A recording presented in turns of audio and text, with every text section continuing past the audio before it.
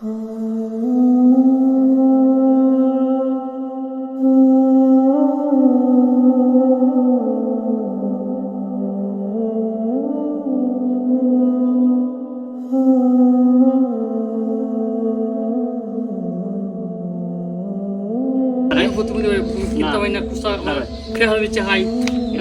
মানুষ হাই মানে দিতে হাই তখন একটা গণদলের মতন বর্তমান নাই একটা গণদলের সম্পর্কে 20,000 টাকা 30,000 টাকা কিন্তু বর্তমান নাই আমি আমার যে এলাকাবাসী তারাও সাহায্য করলো কিন্তু দিতে হইতো না আপনারা যদি আমার একটু সাহায্য করুন আমার অবস্থা দেখে তাহলে আমি অনেকটা খুশি মনে করি। আসসালামু আলাইকুম। তো আগামীকালকে আমার কাছে একটা পোস্ট আসছিল, 2-3টা ছবি আসছিল এই ভাইয়ের সম্ভবত। ভাইয়ের জায়গার নাম কি ভাই? এলাকার নাম কি? বাতাসা গ্রাম, নিজামপুর ইউনিয়ন 4 নং ওয়ার্ড বাতাসা গ্রাম, রতনপুর এলাকা নাকি? জি জি, রতনপুর সাইড।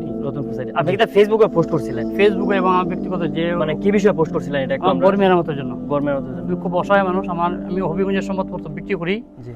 আর ব্যক্তি হিসেবে আমি প্রতিবন্ধী ব্যক্তি, একটি মর্মান্তিক দুর্ঘটনায় তো গত যে ঘূর্ণিঝড় হয়েছিল আমার ঘরটা ভেঙে গিয়েছে। পোস্ট করছিলাম, অনেকেই মানে হচ্ছে না, রেসপন্স করে নাই। পরে তো আপনারা যোগাযোগ করছেন। জি আর কি, যতটুকু আমি দেখে গেলাম তো অবস্থা খুবই খারাপ। তো আপনি আমার কাছে মানে খেতে চাইতেছেন একটু যদি হইতেন? আমি চাইতেছি আমার ঘরটা যাতে তাহার মতন একটা অবস্থা করতে না পারে। তাহার মতো আমি আমি বেশি করতে চাই না, যাতে আমি থাকতে হয় এতটুকু, আমার বেশি করতে চাওয়া নাই, যাতে একটা তাহার মতন একটা অবস্থা নয়। আপনার পেশা কি? আমি পেপার বিক্রি করি হবিগঞ্জ শহরে। পেপার বিক্রি করেন? হবিগঞ্জ শহরে বিক্রি করি। জি। স্যালারি কেমন আছে? মাসিক স্যালারি 200-300 টাকা যোগদারি সারাদিনে। 200 টাকা 200 টাকা তো ফেয়ার না, মানে মাসিক ইনকাম আমি জানতে চাইতেছি। আপনার 6,000 টাকা 5,000 টাকা প্রতি মাসে ইনকাম। জি। আপনার সাথে কে কে থাকে? আপনার? আমার ওয়াইফ আর আমার আমি আব্বু আছে। জি জি জি। তো সবাই মানে তারা কি আপনার কাছে থাকে নাকি আপনার আমার কাছে? আমার কাছে থাকে। বড় ভাই আলাদা হয়।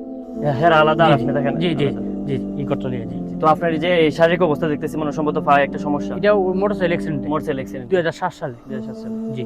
তো আমরা এই ঘরটা যেরকম দেখলাম অবস্থা খুবই খারাপ। আর টিন কি মানে পুরান যে টিনগুলো এগুলো কি আছে নাকি? এগুলো নষ্ট হয়ে গেছে, সব নষ্ট হয়ে গেছে। অভিযোগের কোনো ভাই ব্রাদারের উদ্দেশ্যে কিছু কইতে চাইনি ভাই আপনার লাগা? নিজে মানে অভিযোগ যারা আছেন, যারা মানে এরকম মানবিক কাজ করেন, আপনারা যদি একটু এগিয়ে আসেন তাহলে আমি অনেকটা উপকৃত হবো। মানে একা পক্ষে তো সম্ভব না, আপনারা যদি একটু এগিয়ে আসুন তাহলে আমি অনেকটা খুশি হবো। মানুষের জন্য, জীবনের জন্য। আর উনি কিন্তু এই প্রতিবন্ধী মানুষ, আমরা এই হিসেবে আসছি আসলে। তো আমি আমার নিজের পক্ষ থেকে আমি যতটুকু করি ইনশাআল্লাহ আমি করে দিয়ে যাবো।